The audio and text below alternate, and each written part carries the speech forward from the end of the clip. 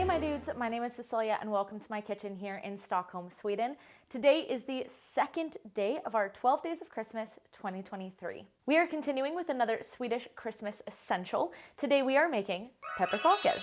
Now those of you who were around for last year's 12 Days of Christmas might be a little bit confused because we definitely made pepparkakor last year as well. But those were my grandmother's pepparkakor, the version that I grew up with. Now imagine my surprise when I moved to Sweden and the cookies that I thought I knew were like completely different. Okay, not completely different, but different enough for me to be thrown off and surprised. I like to think of these as modern pepparkakor. This is the version you are more likely to find if you go to a bakery or the grocery store here in Sweden. These are actually based off a recipe I used to make at a bakery I used to work at here in Stockholm. These are heavily spiced, crispy, and addictive. Let's go make them. Into a large bowl goes 200 grams of sugar, 205 grams of golden syrup, 150 grams of softened butter, 1 gram of salt, 5 grams of baking soda, 5 grams of vanilla sugar, 18 grams of cinnamon, 5 grams of ground cloves, 6 grams of ground ginger, and 3 grams of ground star anise. Mix all that together. Make sure to use softened butter. Imagine doing this with cold butter. What a nightmare. Switch to a whisk and pour in 150 grams of cream. Mix until homogeneous and then add 625 grams of flour. Switch back to a spatula and fold together. You could do this in a stand mixer fitted with a paddle attachment, but doing it by hand makes it easier for me to show you guys what I'm doing. The downside to doing it by hand is it's harder to get the dough to come together in the bowl, so I like to turn it out onto the counter and gently knead it together, just until there are no dry spots. Split into 4 equal pieces. Wrap each piece individually in plastic wrap, making sure to flatten it a bit before wrapping. Pop in the fridge to chill overnight. Day 2, and you're going to want to take out 1 piece of dough at a time. We definitely don't want these to get warm as we're trying to work with them. It's really important that they stay cold. A little sprinkly of flour. We just want to roll out our dough until it's nice and thin. And you really want to make sure it's not sticking, so you can be fairly liberal with the flour at this point. I'm also moving it around fairly constantly. This helps me check to see whether it's even, but also I know it's not sticking at all on the bottom.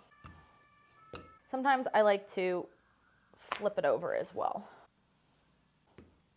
You can always use a large offset spatula to kind of just slide underneath and release it. You want it to be about 1/8 of an inch-ish thick, possibly even thinner. Today, I'm going to be using my little man and my little lady. These are not quite as common as, say, a heart or a pig, but I already did those last year for last year's pepparkakor, so we're mixing it up a bit today. And you just want them to be as close as possible so you don't waste any dough. I like to pick up the extra dough with my mini offset. I could just go straight into picking up the men, but I just think it's easier to get rid of all of these edges first. Now all we gotta do is move these cuties onto the tray. Let's see how well this goes. Just wanna be real gentle. Schwunk. And do know that things like men and women, but especially men, can be a little bit difficult. Aren't men always a little bit difficult? Don't they always just make our lives harder? But because they have their limbs going out places, they're just a little bit harder to pick up. The women will be a little bit easier because of their skirts. Just FYI. And just like human beings, every single one of these is gonna look a little bit different, and that's okay. I like to kind of get underneath them and pick them up, flip it over onto my hand, and then flip it over onto the piece of parchment. It's just how it works in my brain to gently and easily move them. Whatever works for you, do that. Find your own system. This one was way more floury on the bottom, so I can just pick him up and gently move him like that. But if they're a little bit stuck, sometimes they can just be a little bit more on the fussy side. They don't expand super much, so while they do need a little bit of room to breathe, they're not gonna like flood out, so they can be fairly close to each other. Oh, okay. That guy just wasn't working with me. These go in a 375-degree oven for about 7 minutes or until they are golden brown. While our men are in the oven, let's work on our ladies. And you're gonna wanna try to be a little bit more conservative with the flour when using the scraps, just because you don't wanna work too much flour into these. And you'll see as you go through the scraps and you're really starting to like reuse and reuse and reuse, you'll feel the dough get like slightly tougher every time. This is not, you know, the end of the world, but it is just something to be aware of. What's nice is that with 2 trays and 2 pieces of parchment, you can really get into a system where one thing is in the oven and you're rolling out and cutting out another piece of dough, and then they kind of switch. So you can always have something in the oven and always have something baking, and you really kind of get into this nice flow with it. And as I said, because of their skirts, the ladies are much easier.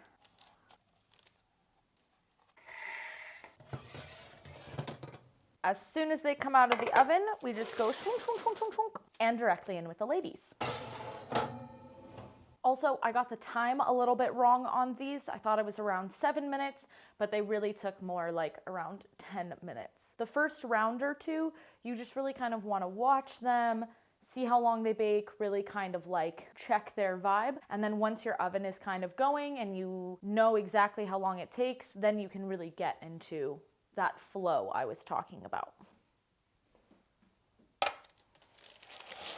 I always like to bite their heads off first. I don't know, it's just the fun part for me. I feel like pepparkakor are like Oreos. Now bear with me when I say that. You know how when you eat the first Oreo and you haven't had an Oreo for a long time, and you're like, oh yeah, I like Oreos, they're good. But you're kind of like, it's an Oreo, it's fine, whatever. And then you eat a second Oreo. And you're like, well, they're just so easy to eat. And like, they're good. I like the flavor of Oreos. And then you blink and you've eaten the entire packet. Like the entire sleeve of Oreos, just like gone. And you're like, what the heck? I'm not even that obsessed with Oreos. You just keep eating them. And every Oreo, it's not that they get better, but they kind of get better and they just get more addictive. And you're just like crunch, crunch, crunch, crunch, crunch. And then all of a sudden they're gone. I feel like pepparkakor are the same. They're delicious. They're great, but I don't eat one and go, I'm now gonna sit down and eat the entire box of pepparkakor. I'm just gonna have one, and that's nice, it tastes good. And then you keep eating yours and you go, I'll have a second one. The second one's good.